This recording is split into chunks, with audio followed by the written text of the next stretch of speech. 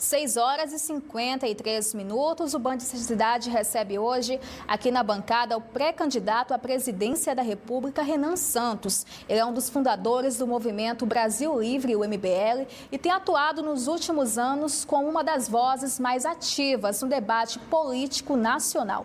O pré-candidato defende pautas como o combate à corrupção e reformas econômicas. Renan Santos, boa noite, seja muito bem-vindo ao Band Cidade.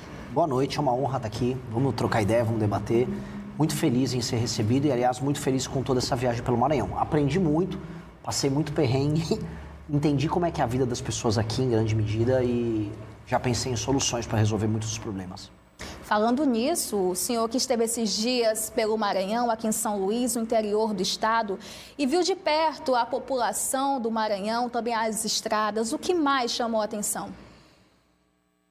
Olha, é difícil, eu fazeria um programa inteiro aqui só com a lista dos problemas. As estradas talvez seja o problema mais óbvio. Eu furei 7 pneus, andando coisa de 50 por hora, tá? As pessoas falam, não, tem estrada com buraco. Aqui no Maranhão vocês têm buraco com estrada. É buraco para todos os lados. Eu vi motoqueiro caindo, sendo socorrido e mal socorrido ao longo da estrada. Eu vi caminhão de soja tombado. A gente viu tudo isso acontecer, inclusive nas regiões muito produtivas aqui do estado. A região lá de Imperatriz, a região de Balsa, tem muita produção agrícola. E os coitados ali, assim, nem conseguindo entregar a produção deles. Eu vi estradas de terra largadas com pessoas, igual o pau de arara aconteceu nos anos 50 e 60, com famílias inteiras em cima de uma caminhonete, pulando como se estivesse num show, coitados, porque o caminhão entrava no buraco e ia para lá e para cá. Vi cidades que inclusive têm arrecadação, como Santo Antônio dos Lopes, mas mesmo essa cidade com a administração pública tão ruim que eles têm, as pessoas viviam muito mal. Eu vi esgoto a céu aberto, eu fui para Pinheiros, que é a cidade do Sarney, e lá em Pinheiros até o urubu tinha nome, tinha umas pessoas, esse aqui é o Zé, o nome do urubu, esgoto a céu aberto, ou seja, muito dinheiro é colocado no Maranhão. E essa é uma verdade, o Maranhão é o segundo estado que mais recebe dinheiro de acordo com o Pacto Federativo, que é o dinheiro que vem do governo federal, e ao mesmo tempo os políticos somem com esse dinheiro e entregam um maltratamento para as pessoas que é indigno. Nem animal é tratado igual a população do Maranhão é tratada pelos políticos. Na sua visão, quais são hoje os principais problemas que precisam ser enfrentados aqui no Maranhão? Para resolver a parte econômica, desesperadamente, vocês precisam de estrada. Desesperadamente. E não é qualquer estrada. Como vocês têm produção agrícola boa, e olha só que dádiva, o Maranhão tem produção agrícola que vale a pena e está crescendo. A gente tem que dar estrada de concreto, para o caminhão não ter buraco, para as pessoas poderem ir e vir numa boa. Estradas vicinais, as estradas estaduais que vão levando para os municípios também.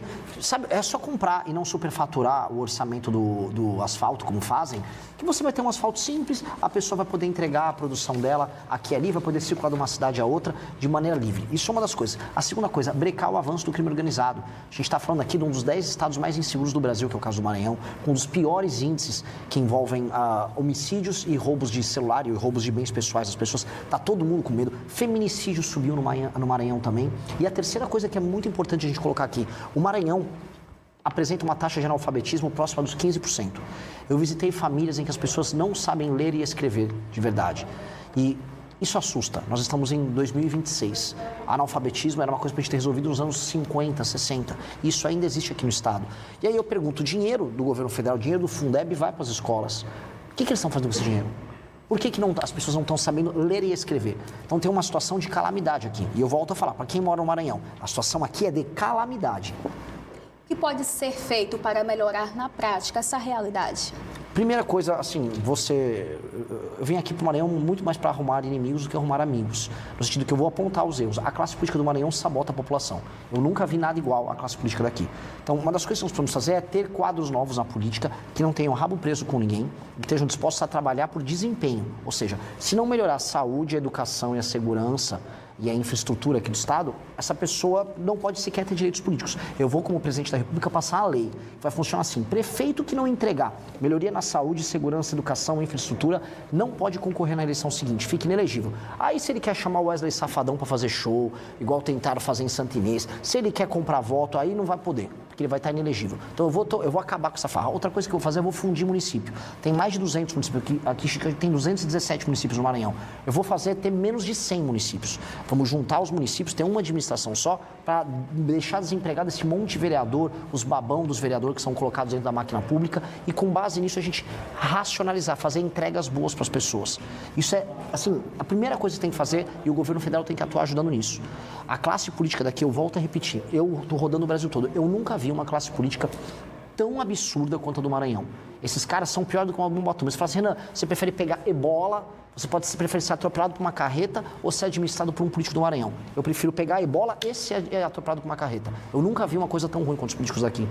Pré-candidato, falando nisso, hoje mais cedo o senhor esteve no bairro Coroadinho, aqui em São Luís, e uma fala sua chamou a atenção. Vamos acompanhar.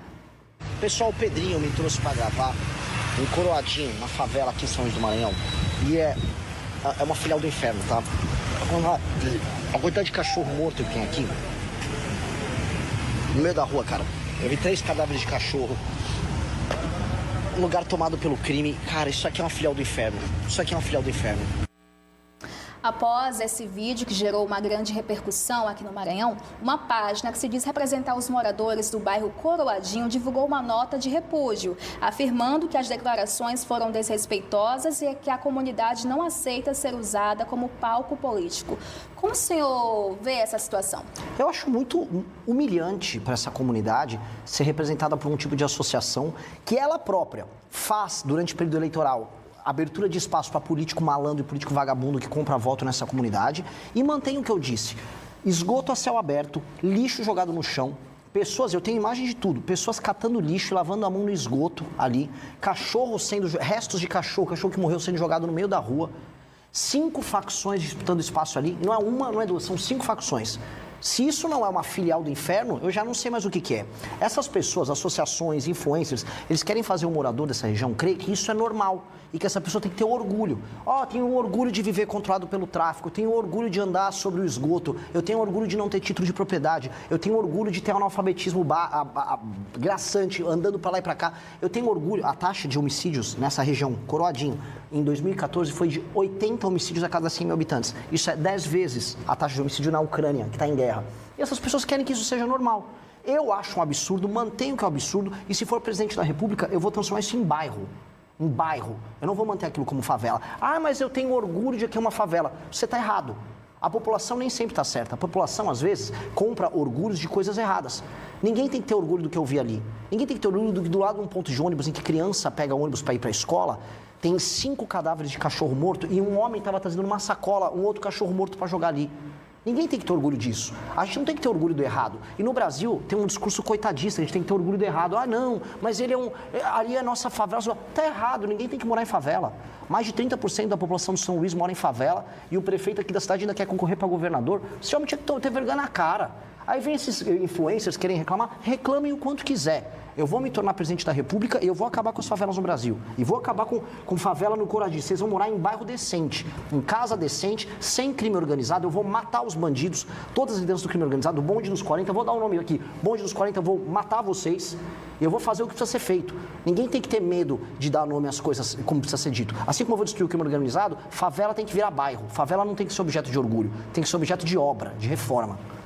Falando nisso, o senhor acha que o governo do Maranhão está no caminho certo ou estagnou? Não, não está no caminho certo. O estado do Maranhão precisa de uma intervenção urgente. O atual governador, eu não sei o que ele está fazendo na vida. Eu estou vendo as estradas no sul do estado. Como é que o cara pode ser um governador? Igual eu falei agora, eu falei do prefeito, né, o Bride, ele quer ser governador. Eu fui olhar ali, esse bairro Coroadinho, uma favela, tudo largado no chão. Como é que um cara que larga o lixo todo, não tem uma coleta decente ali, quer ser candidato a governador? Ao mesmo tempo, o Brandão quer fazer sucessor, foi olhar as estradas.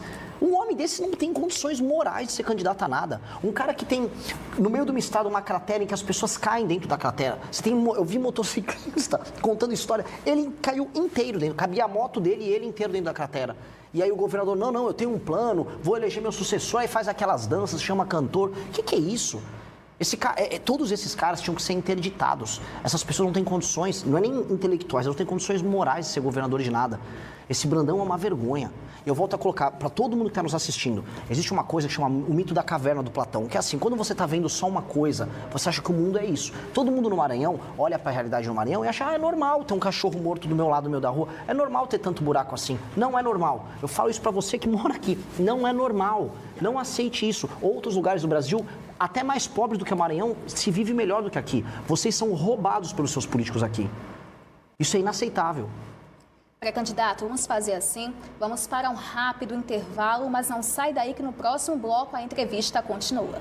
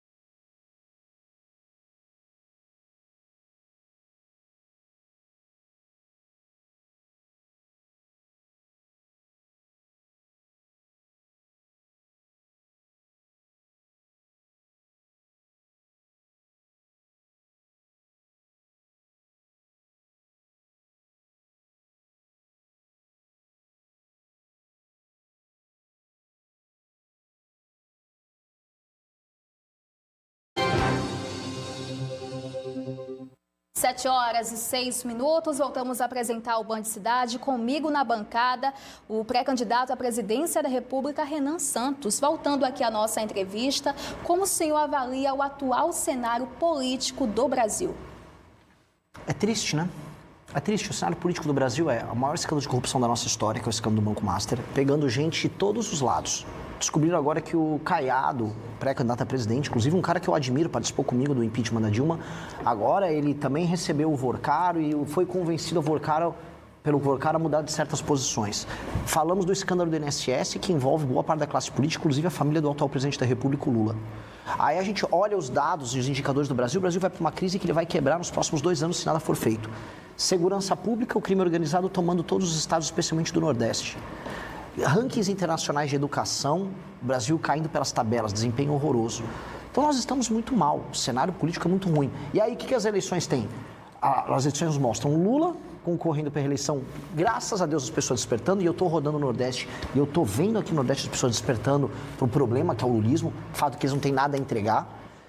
Flávio Bolsonaro, que é membro de uma família que é envolvida em escândalos de corrupção, ele próprio é envolvido em escândalos de corrupção, é um homem muito problemático, um péssimo parlamentar, preguiçoso, não sabe votar. Toda vez que vota errado, ele fala que não leu, que se esqueceu ou que apertou o botão errado. Votou agora numa agenda completamente contrária dos eleitores dele e estava negociando agora a nomeação do Messias, que é o Bessias, que é um aliado do Lula, para o STF. Ou seja, os nomes são muito ruins, infelizmente. Então, o cenário do Brasil é se ficar o bicho come, se correr o bicho pega. Só que tem a gente para enfrentar o bicho. E eu estou rodando o Brasil para despertar as pessoas para esse problema que nós estamos vivendo. Falando em despertar, o senhor acha que ainda a população brasileira está muito presa ainda ao lulismo, ao bolsonarismo? Em parte, sim. Em parte, sim. Porque em qualquer lugar do mundo, você trabalha com o fla-flu, que a gente chama, né? Você tem um ou é o outro. E é fácil pensar com essas categorias. A gente vai ver até em livros religiosos, tem Deus e tem o diabo, sabe? Tem Jesus, tem Lúcifer. Você tem esse dualismo. E esse dualismo não tem que existir. O dualismo não tem que existir, primeiro porque o diabo não tem que ocupar espaço em nada. E o que eu falo para as pessoas é, de um lado você tem o capeta, que é o Lula, e do outro você tem o Judas, que é o Flávio Bolsonaro, que é a família que trai as pessoas. Então nós temos que ter um outro caminho. E não é nem terceira via, é a única via. Quais são os problemas do Brasil, independente se você é de esquerda ou de direita. O que nós temos que resolver para ter estrada que funciona, para ter moradia, para acabar com as favelas, para fazer a economia crescer, para fazer as pessoas saírem do Bolsa Família. Eu não quero, assim, uma das coisas que rolam muito, mas é assim, não, um monte de gente na minha cidade está com o Bolsa Família. Eu não quero que as pessoas estejam no Bolsa Família. Falo olhando para a câmera. Eu vou diminuir o número de pessoas no Bolsa Família. Aqui no Maranhão, marmanjo que está ganhando Bolsa Família com 25, 26 anos, achando que é legal, só que vai fazer um bico, vou botar você para trabalhar, vai ralar, vai ter frente de trabalho na tua cidade. Papo reto. Entendeu? E vamos fazer a atividade econômica crescer. Aqui no Maranhão, uma dica para as pessoas, o maior ICMS do Brasil, que é o Imposto de Circular Mercadoria e Serviço, é o mais alto do Brasil. Como é que um estado tão pobre como o Maranhão cobra o maior imposto e não entrega nada com esse imposto? Uma das piores educações, uma das piores sistemas de segurança que a gente tem no Brasil, está no Maranhão, e ainda cobra imposto tão alto. Então, o que eu falo para todo mundo é, se a gente focar no problema, chutar os ladrões que tem no meio do caminho, a solução está aqui. Tanto que o próprio Maranhão, o Maranhão está fácil, tá? É mais difícil você crescer o Ceará, tem um clima muito mais complicado, a terra é árida, do que aqui. Aqui tem terra boa para tudo quanto é lado, tem energia elétrica, tem rios, tem água abundante, dá para desenvolver com agro, tem um porto muito bom, tem acesso ao Atlântico Norte, aos Estados Unidos, à Europa, ao Canal do Panamá muito mais fácil, dá para transformar o Maranhão numa potência. O problema é que tem um trabalho de profissionais. Os políticos daqui são profissionais, a começar o tal do Brandão. Eles são muito profissionais de deixar o Estado uma porcaria. E aí as pessoas não acordam. Eu tô aqui para despertar. Minha missão, o nome do partido nosso é missão, é despertar as pessoas. Se elas me elegerem para presidente da República, eu vou fazer uma revolução, vou tornar o Brasil um país sério. Só que se minha candidatura já servir para acordar as pessoas, é algo incrível. Eu fico até mais feliz se a gente despertar as pessoas. Preciso que elas despertem para o problema. Já a gente volta a falar do partido Missão, mas o senhor fala muito em fundir os municípios. Como é que isso funcionaria na prática? É alterar 2 artigos da Constituição e permitir que o governo federal faça um plano que pegue municípios pequenos que não se sustentam. Como é que funciona? Quem está assistindo em casa? Tem vários municípios que têm 5, 10, 15, 20 mil habitantes. Esses municípios, se eles estiverem gerando renda, por exemplo, tem muitas empresas e eles pagam as próprias contas e os indicadores de saúde, educação, saneamento básico estiverem bem atendidos, o município pequeno pode existir, não tem nenhum problema. Agora, se o município é sustentado com o dinheiro do governo federal, ele não gera riqueza e a população é maltratada, aí eu vou juntar eles, 1, 2, 3, 4, 5 municípios, transforma num município só, demite esse monte de vereador, os famosos babões de político, demite os babões que tem lá na prefeitura, que trabalham de mentira, de assessor, demite os demais prefeitos, tem um só prefeito e só 9 vereadores. E eles não vão trabalhar simples, com a regra que eu estou chamando da reforma administrativa, com lei de responsabilidade gerencial. O que nós vamos fazer é, esse prefeito assume, só que ele tem uma série de metas e indicadores para cumprir. Se você tem só 10% de saneamento básico ou de fornecimento de água, vai ter que subir para no mínimo 30 no mandato dele em 4 anos. Se não subiu para 30, se não melhorou os índices de educação, se melhorou a fila nas UBSs, ele fica inelegível, ele não pode concorrer na eleição seguinte. Ah, não, mas e se ele for popular porque ele fez um show do Safadão? Primeiro que eu não vou deixar ele fazer um show do Safadão, não vai poder comprar voto de ninguém. Segundo, se ele for tentar comprar o voto das pessoas, eu vou prender a pessoa que está vendendo voto e vou prender o político que estiver comprando voto. E terceiro, que ele vai estar inelegível.